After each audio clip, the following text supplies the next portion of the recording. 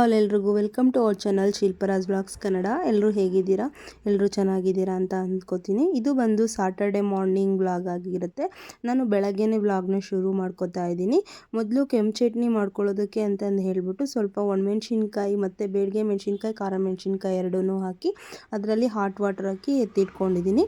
ಸಾಂಬಾರಿಗೆ ಸ್ವಲ್ಪ ಹುಣಸೆಹಣ್ಣು ನೆನೆಸ್ಕೊತಾ ಇದ್ದೀನಿ. ತೊಳೆದು ಇಟ್ಕೊಂಡಿದ್ದೆ, ಹಾಗೆ ನೆನೆಸ್ಕೊತಾ ಇದ್ದೀನಿ. ಒಂದು ಕಡೆ 1.5 ಕಪ್ಪಷ್ಟು ಬೇಳೆನ ತೊಳೆದು ಎತ್ತಿ ಇಟ್ಕೊಂಡಿದ್ದೀನಿ, ನೆನೆಸಿ ಇಟ್ಕೊಂಡಿದ್ದೀನಿ. ಒಂದು ಕಡೆ ಚಟ್ನಿಗೆ ಅಂತಂದು ಹೇಳ್ಬಿಟ್ಟು ಕಡಲೆ ಬೀಜ ಮತ್ತು 1 ಸ್ಪೂನಷ್ಟು ಕಡಲೆ, 1 ಸ್ಪೂನಷ್ಟು ಉದ್ದಿನ ಬೇಳೆನ ಹುರಿದು ಸೈಡಿಗೆ ಎತ್ತಿ ಇಟ್ಕೊತಾ ಇದ್ದೀನಿ.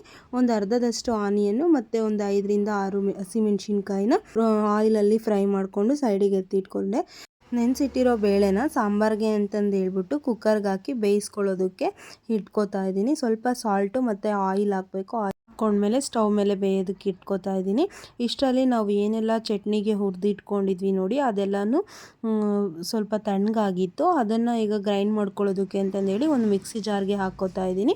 ಇದಕ್ಕೆ ಒಂದು 2 ಸ್ಪೂನಷ್ಟು ಕಡಲೆಪಪ್ಪು ಮತ್ತು ಸ್ವಲ್ಪ ಸಾಲ್ಟು ನೆನೆಸಿ ಇಟ್ಕೊಂಡಿದ್ವಲ್ಲ, ಅದರಲ್ಲಿ ಸ್ವಲ್ಪ ಹುಣಸೆ ಹಣ್ಣನ್ನು ಹಾಕಿ ಸ್ವಲ್ಪ ವಾಟ್ರ್ ಹಾಕ್ಬಿಟ್ಟು ಚೆನ್ನಾಗಿ ಗ್ರೈಂಡ್ ಮಾಡ್ಕೋಬೇಕು. ನುಣ್ಣಗೆ ಆಗಬೇಕು, ಆ ಥರ ಗ್ರೈಂಡ್ ಮಾಡಿಕೊಂಡು ಮತ್ತೆ ಒಂದು ಸಪ್ರೇಟ್ ಬೌಲ್ಗೆ ಸರ್ವ್ ಮಾಡಿ ಸೈಡಿಗೆ ಎತ್ತಿ ಇಟ್ಕೋತಾ ಇದ್ದೀನಿ.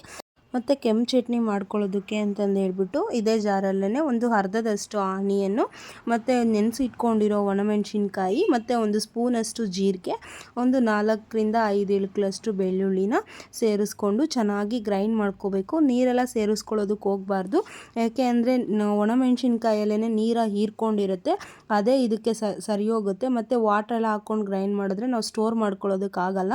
ಈಗ ಕೆಂಪು ಚಟ್ನಿನೂ ರೆಡಿಯಾಗೋಯಿತು. ಈ ಚಟ್ನಿನ ನಾವು ದೋಸೆ ಮೇಲೆ ಸ್ಪ್ರೆಡ್ ಮಾಡ್ಕೊಳ್ಳೋದಕ್ಕೆ ಚೆನ್ನಾಗಿರುತ್ತೆ. ಗ್ರೈಂಡ್ ಮಾಡಿ ಸಪ್ರೇಟಾಗಿ ಎತ್ತಿಟ್ಕೊಂಡಿರೋ ಕಡಲೆ ಬೀಜದ ಚಟ್ನಿಗೆ ಈಗ ಒಗ್ಗರಣೆನ ಕೊಟ್ಕೋತಾ ಇದ್ದೀನಿ. ಒಗ್ಗರಣೆ ಏನಿಲ್ಲ, ಕರಿಬೇವು ಮತ್ತು ಸ್ವಲ್ಪ ಜೀರಿಗೆ, ಸಾಸಿವೆ, ಒಣಮೆಣಸಿನ್ಕಾಯಿ. ನನ್ನ ಹತ್ರ ಕರಿಬೇವು ಇರಲಿಲ್ಲ, ಹಂಗಾಗಿ ಕರಿಬೇವು ಹಾಕ್ಕೊಂಡಿರಲಿಲ್ಲ. ಆ್ಯಂಡ್ ನಾನು ಏನೆಲ್ಲ ಮಿಕ್ಸಿಗೆ ಹಾಕಿ ಇಟ್ಟಿದ್ವಿ ದೋಸೆ ಹಿಟ್ಟು, ಅದೆಲ್ಲ ತುಂಬ ಚೆನ್ನಾಗಿ ಉಬ್ಬಿ ಬಂದಿತ್ತು. ಅದನ್ನು ಚೆನ್ನಾಗಿ ಮಿಕ್ಸ್ ಮಾಡಿಕೊಂಡು ಒಂದು ಸಪ್ರೇಟ್ ಬೌಲ್ಗೆ, ಈಗ ಸದ್ಯಕ್ಕೆ ಯೂಸ್ ಮಾಡ್ಕೊಳ್ಳೋ ಅಷ್ಟು ಮಾತ್ರ ಒಂದು ಸಪ್ರೇಟ್ ಬೌಲ್ಗೆ ಹಾಕ್ಕೊಂಬಿಟ್ಟು 1 ಸ್ಪೂನಷ್ಟು ಸಾಲ್ಟು, 1 ಸ್ಪೂನಷ್ಟು ಶುಗರ್ ಹಾಕ್ಕೊಂಡು ಚೆನ್ನಾಗಿ ಮಿಕ್ಸ್ ಮಾಡ್ಕೋತಾ ಇದ್ದೀನಿ. ಜಸ್ಟ್ ಶುಗರ್ ಅನ್ನೋದು ದೋಸೆಗೆ ಕಲರ್ ಕೊಡೋದಕ್ಕಷ್ಟೇ, ಟೇಸ್ಟ್ ಮತ್ತು ಸ್ವೀಟ್ ಆ ಥರ ಏನಿರಲ್ಲ, ತುಂಬ ಚೆನ್ನಾಗಿರುತ್ತೆ. ಈಗ ದೋಸೆನ ಹಾಕ್ಕೊಂಡ್ಮೇಲೆ ಈ ಕೆಂಪು ಚಟ್ನಿ ಏನಿದೆಯೋ ಅದನ್ನು ನಾವು ದೋಸೆ ಮೇಲೆ ಸ್ಪ್ರೆಡ್ ಮಾಡ್ಕೋಬೇಕು. ಈಗ ನೀವೇ ನೋಡ್ಬೋದು ಎಷ್ಟು ಚೆನ್ನಾಗಿ ಕಾಣ್ತಿದೆ ಅಂತ ದೋಸೆ. ಅದೇ ಥರ ಟೇಸ್ಟೂ ತುಂಬ ಚೆನ್ನಾಗಿತ್ತು, ಕ್ರಿಸ್ಪಿಯಾಗೂ ಇತ್ತು, ಒಳಗಡೆ ಸಾಫ್ಟಾಗಿತ್ತು. ಯಾರಿಗೆಲ್ಲ ಈ ಚಟ್ನಿ ಗೊತ್ತಿಲ್ಲ ನೋಡಿ, ಅವರೊಂದ್ಸತಿ ಟ್ರೈ ಮಾಡಿ ನೋಡಿ, ತುಂಬ ಚೆನ್ನಾಗಿರುತ್ತೆ. ಈಗ ದೋಸೆ ಮಾಡ್ಕೊಳ್ಳೋದು ಆದಮೇಲೆ ನಾನು ರೈಸ್ ಮಾಡ್ಕೋತಾ ಇದ್ದೀನಿ. ಒಂದು ಸೈಡ್ ರೈಸ್ಗೆ ಇಟ್ಕೊಳ್ಳೋಣ ಅಂತಂದು ಹೇಳ್ಬಿಟ್ಟು ಒಂದು ಗ್ಲಾಸಷ್ಟು ಅಕ್ಕಿನ ತೊಳೆದ್ಬಿಟ್ಟು ರೈಸಿಗೆ ಎತ್ತಿ ಇಟ್ಕೋತಾ ಇದ್ದೀನಿ. ಒಂದು ಕಡೆ ರೈಸ್ ಆಗುತ್ತೆ, ಒಂದು ಕಡೆ ಸಾಂಬಾರು ಮಾಡ್ಕೊಳ್ಳೋಣ ಅಂತಂದು ಹೇಳ್ಬಿಟ್ಟು ಫಸ್ಟು ಒಂದು ಕುಕ್ಕರ್ಗೆ ಸ್ವಲ್ಪ ಆಯಿಲ್ ಹಾಕ್ಬಿಟ್ಟು ಸಾಸಿವೆ, ಜೀರಿಗೆ, ಒಣಮೆಣಸಿನ್ಕಾಯಿ ಮತ್ತು ಆನಿಯನ್ ಹಾಕ್ಬಿಟ್ಟು ಜಸ್ಟ್ ಫ್ರೈ ಮಾಡಿಕೊಂಡೆ. ಅದು ಫುಲ್ಲು ಕುಕ್ ಆಗೋ ಅವಶ್ಯಕತೆ ಇಲ್ಲ, ಬಿಕಾಸ್ ಸಾಂಬಾರ್ಗಲ್ವ. ಮತ್ತು ಅದಾದಮೇಲೆ ಏನೆಲ್ಲ ತರಕಾರಿ ಹೆಚ್ಚಿಟ್ಕೊಂಡಿದ್ದೆ, ಆಲೂಗಡ್ಡೆ ಮತ್ತು ನುಗ್ಗೆಕಾಯಿ, ಕ್ಯಾರೆಟು, ಬೀನ್ಸು, ಇದನ್ನು ಎಲ್ಲನೂ ಹಾಕ್ಕೊಂಡು ಚೆನ್ನಾಗಿ ಫ್ರೈ ಮಾಡ್ಕೋಬೇಕು. ಇದು ಆಯಿಲಲ್ಲಿ ಚೆನ್ನಾಗಿ ಫ್ರೈ ಆದಮೇಲೆ 1.5 ಸ್ಪೂನಷ್ಟು ಖಾರದ ಪುಡಿ, 1 ಸ್ಪೂನಷ್ಟು ಸಾಂಬಾರು ಪೌಡರ್ ಹಾಕ್ಕೊಂಡು ಚೆನ್ನಾಗಿ ಮಿಕ್ಸ್ ಮಾಡಿಕೊಂಡು ಫ್ರೈ ಮಾಡಬೇಕು. ಅದೆಲ್ಲ ಫ್ರೈ ಆದಮೇಲೆ ನಾವು ಏನೆಲ್ಲ ನೆನೆಸಿ ಎತ್ತಿಟ್ಕೊಂಡಿದ್ವಿ ನೋಡಿ ಹುಣಸೆಹಣ್ಣು, ಅದನ್ನು ಹುಳಿನ ರಸನ ಹಿಂಡ್ಕೊಂಡು ಚೆನ್ನಾಗಿ ಫ್ರೈ ಮಾಡ್ಕೋಬೇಕು. ಅದಾದಮೇಲೆ ಬೇಯಿಸಿ ಇಟ್ಕೊಂಡಿರೋ ಬೇಳೆನ ಮ್ಯಾಶ್ ಮಾಡಿ ಎತ್ತಿಟ್ಕೊಂಡಿದ್ದೆ, ಅದನ್ನು ಜಸ್ಟು ಆ್ಯಡ್ ಮಾಡಿಬಿಟ್ಟು ಚೆನ್ನಾಗಿ ಅದನ್ನು ಮತ್ತೆ ಮಿಕ್ಸ್ ಮಾಡ್ಕೋಬೇಕು. ಅದೆಲ್ಲ ಆದಮೇಲೆ ಸ್ವಲ್ಪ ವಾಟ್ರ್ ನಮ್ಗೆ ಎಷ್ಟು ಬೇಕೋ ಅಷ್ಟು ನೀರನ್ನು ಹಾಕ್ಬಿಟ್ಟು ಈ ಟೈಮಲ್ಲಿ ನಾವು ಸಾಲ್ಟನ್ನು ಸಹ ಅಡ್ಜಸ್ಟ್ ಮಾಡ್ಕೋಬೋದು. ಇದಾದಮೇಲೆ ಕುಕ್ಕರು ಕ್ಯಾಪ್ ಹಾಕ್ಬಿಟ್ಟು 2 ವಿಸಿಲ್ ತೆಗೆಸ್ಕೊತಾ ಇದ್ದೀನಿ. ಅದಕ್ಕೂ ಜಾಸ್ತಿ ತೆಗೆಸ್ಕೊಂಡ್ರೆ ಅದು ತುಂಬಾ ಬೆಂದೋಗ್ಬಿಡುತ್ತೆ ತರಕಾರಿ ಅಂತಂದು ಹೇಳ್ಬಿಟ್ಟು ಈಗ ಅನ್ನ ಆಗಿರೋದನ್ನು ಹಾಟ್ ಬಾಕ್ಸ್ಗೆ ಸರ್ವ್ ಮಾಡಿಕೊಂಡು ಸಾಂಬಾರನ್ನು ಸಹ ಒಂದು ಬಾಕ್ಸಿಗೆ ಹಾಕಿ ಸೈಡಿಗೆ ಎತ್ತಿಟ್ಕೋತಾ ಇದ್ದೀನಿ. ಯಾಕೆ ಇದೆಲ್ಲ ಅಂತ ಅಂದರೆ, ನಾವು ಇವತ್ತು ಕಾಟೇರಮ್ಮ ಟೆಂಪಲ್ಗೆ ಹೋಗ್ತಾ ಇದ್ದೀವಿ. ಅದೇ ಹೊಸಕೋಟೆ ಹತ್ರ ಇರೋ ಕಂಬಳಿಪುರದಲ್ಲಿರೋ ಕಾಟೇರಮ್ಮ ದೇವಸ್ಥಾನಕ್ಕೆ ನಾವು ಇದು ಹೋಗ್ತಾ ಇರೋದು ಬಂದು 7th ಟೈಮು. ನಾವು ಒಂದು ಕೋರಿಕೆನ ದೇವ್ರ ಹತ್ರ ಬೇಡ್ಕೊಂಡಿದ್ವಿ, ಅದು ನಮಗೆ ಈಡೇರಿತ್ತು. ಹಂಗಾಗಿ ನಾವು ಹರಕೆ ತೀರಿಸೋದಕ್ಕೆ ಅಂತಂದು ಹೇಳ್ಬಿಟ್ಟು ಹೋಗ್ತಾ ಇದ್ದೀವಿ. ಇದು ನಾವು ಹೋಗ್ತಾ ಇರೋದು 7th ಟೈಮು ಆ್ಯಕ್ಚುಲಿ. ಹಂಗಾಗಿ ನಾವು ಹೋಗ್ತಾ ಇದ್ದೀವಿ.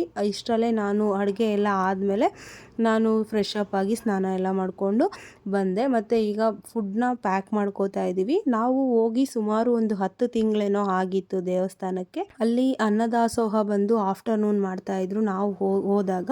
ಸೊ ನೈಟ್ ಇರುತ್ತೋ ಇಲ್ವೋ ಮತ್ತು ಊಟಕ್ಕೆ ತೊಂದರೆ ಆಗುತ್ತೆ ಅಂತಂದು ಹೇಳ್ಬಿಟ್ಟು ನಾನು ಇಲ್ಲಿಂದನೇ ಬಾಕ್ಸ್ ತೊಗೊಂಡು ಹೋಗ್ತಾ ಇದ್ದೀನಿ. ಇನ್ನು ಲಾಸ್ಟಲ್ಲಿ ಸ್ವಲ್ಪ ಅನ್ನ ಮಿಕ್ಕಿತ್ತು, ಅದನ್ನು ಹಂಗೆ ಇಟ್ಬಿಟ್ರೆ ನಾವು ನೈಟ್ ಅಲ್ಲೇ ಸ್ಟೇ ಮಾಡಬೇಕು ಅಂತ ಪ್ಲ್ಯಾನ್ ಮಾಡಿದ್ವಿ. ಹಾಗಾಗಿ ಅನ್ನನೂ ಉಳ್ಕೊಂಬಿಡುತ್ತೆ ಅಂತಂದು ಹೇಳ್ಬಿಟ್ಟು ಅದನ್ನೇ ಲಂಚ್ ಥರ ತಿಂದ್ಕೊಂಡು ಹೊರಟ್ವಿ. ಪೆಟ್ರೋಲೂ ಸಹ ಖಾಲಿಯಾಗಿತ್ತು, ಪೆಟ್ರೋಲನ್ನು ಫಿಲ್ ಮಾಡಿಸ್ಕೊಂಡು ಹೊರಟ್ವಿ. ಆ್ಯಕ್ಚುಲಿ ಹೇಳ್ಬೇಕಂದ್ರೆ ತುಮಕೂರಿಂದ ಬ್ಯಾಂಗ್ಳೂರು ಹೈವೇಲಿ ಫುಲ್ಲು ಫ್ಲೈಓವರ್ ಅವತ್ತು ಬ್ಲ್ಯಾಕ್ ಮಾಡಿದ್ರು, ಅಲೋನೇ ಮಾಡ್ತಾ ಇರಲಿಲ್ಲ. ಫುಲ್ಲು ಟ್ರಾಫಿಕ್ಕಲ್ಲೇ ಸಿಗಾಕೊಂಬಿಟ್ಟಿದ್ವಿ. ಎಷ್ಟು ಟ್ರಾಫಿಕ್ ಇತ್ತು ಅಂದರೆ ನಾವು ಆ ಟ್ರಾಫಿಕ್ ಒಂದು 1.5 ಅವರ್ ಕ್ರಾಸ್ ಮಾಡೋದಕ್ಕೆ ಆಯಿತು. ತುಂಬಾ ಟೈಮ್ ತೊಗೋತು. ಸೊ ಹಂಗಾಗಿ ಟ್ರಾಫಿಕ್ ಕ್ಲಿಯರ್ ಮಾಡಿಕೊಂಡು ನಾವು ಮತ್ತೆ ಈ ದೇವಸ್ಥಾನಕ್ಕೆ ರೀಚ್ ಆಗೋ ಅಷ್ಟರಲ್ಲಿ ಒಂದು 6 ಹಂಗೆ ಆಯಿತು. ದೇವಸ್ಥಾನದ ಹೊರಗಡೆನೆ ಕೈಕಾಲು ಮುಖ ಎಲ್ಲ ತೊಳ್ಕೊಂಡು ಒಳಗಡೆ ಹೊರಟ್ವಿ. ಕಾಯಿ ಎಲ್ಲ ಕಟ್ಟೋದಿರುತ್ತೆ ನೋಡಿ, ಆ ಕೌಂಟ್ರ್ ಬಂದು 7 ಅಷ್ಟೊತ್ತಿಗೆಲ್ಲ ಕ್ಲೋಸ್ ಆಗುತ್ತೆ ಅಂತ ಹೇಳಿದ್ರು. ಹಂಗಾಗಿ ಬೇಗ ಬೇಗ ಹೋಗಿ ಕಾಯಿ ತೊಗೊಂಬಿಡೋಣ ಅಂತಂದೇಳ್ಬಿಟ್ಟು ನಾವು ಪ್ಲ್ಯಾನ್ ಮಾಡ್ಕೊಂಡಿದ್ದು ಏನು ಅಂದರೆ, ಈಗ ಒಂದು ಟೈಮ್ ಹೋದರೆ ಒಂದು ಕಾಯಿ ಮಾತ್ರ ಕಟ್ಟೋದಕ್ಕಾಗುತ್ತೆ. ಹಂಗಾಗಿ ನಾವು ಈವ್ನಿಂಗ್ ಹೋಗ್ಬಿಟ್ಟು ಕಾಯಿ 2 ಕಾಯಿ ತೊಗೊಂಡು 1 ಪರ್ಸನ್ಗೆ 2 ಕಾಯಿ ಆ ಥರ ತೊಗೊಂಡ್ಬಿಟ್ಟು ನೈಟು ಅಲ್ಲೇ ಮಲಗಿದ್ದು ನೈಟ್ ಒಂದು ಕಟ್ಟಿ ಬೆಳಗ್ಗೆ ಅರ್ಲಿ ಮಾರ್ನಿಂಗೇ ಇನ್ನೂ ಒಂದು ಕಾಯಿ ಕಟ್ಬಿಟ್ರೆ ಅಲ್ಲಿಗೆ 2 ಕಾಯಿ ಕಟ್ಟೋದು ಮುಗ್ದೇ ಹೋಗುತ್ತಲ್ಲ ಅಂತಂದೇಳ್ಬಿಟ್ಟು ನಾವು ಆ ಥರ ಪ್ಲ್ಯಾನ್ ಮಾಡ್ಕೊಂಡು ಹೋದ್ವಿ. ದೇವಸ್ಥಾನ ಅಂತೂ ಫುಲ್ಲು ಫ್ರೀ ಇತ್ತು. ತುಂಬ ಚೆನ್ನಾಗಿ ದರ್ಶನ ಮಾಡ್ಕೊಂಡ್ವಿ, ಅಮ್ಮನ ಕಣ್ಣು ತುಂಬಿಸ್ಕೊಂಡ್ವಿ ಅಂತಲೇ ಹೇಳ್ಬೋದು. ನಮ್ಮ ಹಸ್ಬೆಂಡು ಅವರೇನೋ ಪರ್ಸ್ನಲಾಗಿ ಬೇಡ್ಕೊಂಡು ಇಲ್ಲಿ ಕಾಯಿನ ಅಂಟಿಸ್ತಾ ಇದ್ದಾರೆ. ಅವ್ರದ್ದು ಕಾಯಿನ ಅಂಟ್ಕೋತು ಗೋಡೆಗೆ, ಅವರು ಫುಲ್ ಖುಷಿ. ಹಾಗೆ ನಾನು ಮನಸ್ಸಲ್ಲಿ ಒಂದು ಅಂದ್ಕೊಂಡು ಕಾಯಿನ ಅಂಟಿಸ್ದೆ. ಮೇ ಬಿ ನಾನು ಅಂಟ್ಕೊಳ್ಳುತ್ತೋ ಇಲ್ವೋ ಅಂತ ಸ್ವಲ್ಪ ಭಯ ಇತ್ತು, ಬಟ್ ಅದನ್ನು ಅಂಟ್ಕೊಂತು, ಖುಷಿ ಆಯಿತು. ಹಾಗೆ ಮತ್ತು ದೇವಸ್ಥಾನ ಹಿಂದೆಗಡೆ ಅರಿಶಿನ ಕುಂಕುಮ ಎಲ್ಲ ಇಟ್ಟಿದ್ರು. ಅರಿಶಿನ ಕುಂಕುಮನೂ ತೊಗೊಂಡು ಆಚೆ ಬಂದ್ವಿ.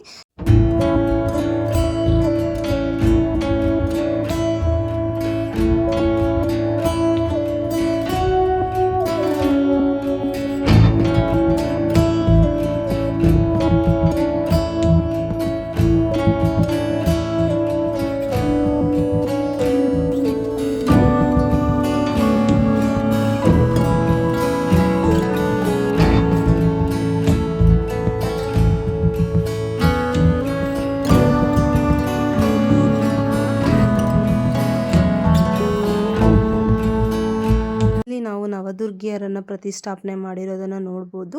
ಇದನ್ನು ನೋಡಿಕೊಂಡು ದರ್ಶನ ಮಾಡ್ಕೊಂಡ್ಮೇಲೆ ನಮ್ಮ ಹಸ್ಬೆಂಡು ಪ್ರದಕ್ಷಿಣೆ ಮಾಡೋದಕ್ಕೆ ಸ್ಟಾರ್ಟ್ ಮಾಡಿದ್ರು. ಅವರಾದಮೇಲೆ ನಾನು ಸ್ಟಾರ್ಟ್ ಮಾಡಿಕೊಂಡು ಕಾಯಿನ ಕಟ್ಬಿಟ್ಟು ಸ್ವಲ್ಪ ಹಂಗೆ ಆಚೆ ಹೋದ್ವಿ. ಇಲ್ಲೂ ಫುಲ್ಲು ಯಾರೂ ಇರಲೇ ಇಲ್ಲ. ಮೇ ಬಿ ಇವಾಗೆಲ್ಲ ಎಕ್ಸಾಮ್ಸ್ ಟೈಮ್ ಅಂತ ಹುಡುಗರು ಯಾರೂ ಬರ್ತಾ ಇಲ್ವೋ ಏನೋ ಗೊತ್ತಿಲ್ಲ. ಫುಲ್ ಫ್ರೀಯಾಗಿತ್ತು. ಅದಾದಮೇಲೆ ಅನ್ನದಾಸೋಹದ ಹತ್ರ ಹೋದ್ವಿ. ಅಲ್ಲೂ ನೈಟೂ ಅನ್ನದಾಸೋಹ ಮಾಡ್ತಾರೆ ಅಂತ ಹೇಳಿದ್ರು ಕೌಂಟ್ರ್ ಹತ್ರ. ಸೊ ಹಂಗಾಗಿ ಹೋಗಿ ಸ್ವಲ್ಪ ಪ್ರಸಾದ ತಿಂದ್ಕೊಂಡು ಬರೋಣ ಅಂತೇಳಿ ಸ್ವಲ್ಪ ಲೈಟ್ ಫುಡ್ ತೊಗೊಂಡ್ವಿ. ಬಿಕಾಸ್ ನಾವು ಮನೆಯಿಂದ ತೊಗೊಂಬಂದಿದ್ವಲ್ಲ, ಹಂಗಾಗಿ ಇಲ್ಲಿಗೆ ಈ ವಿಡಿಯೋನ ಎಂಡ್ ಮಾಡ್ತಾ ಇದ್ದೀನಿ. ಪ್ಲೀಸ್ ವಿಡಿಯೋ ಇಷ್ಟ ಆದರೆ ನಿಮಗೆ ಒಂದು ಲೈಕ್ ಮಾಡಿ, ಸಬ್ಸ್ಕ್ರೈಬ್ ಮಾಡ್ಕೊಳ್ಳೋದನ್ನು ಮರಿಬೇಡಿ, ಬೆಲ್ ಐಕನ್ನ ಕ್ಲಿಕ್ ಮಾಡಿ. ಥ್ಯಾಂಕ್ಸ್.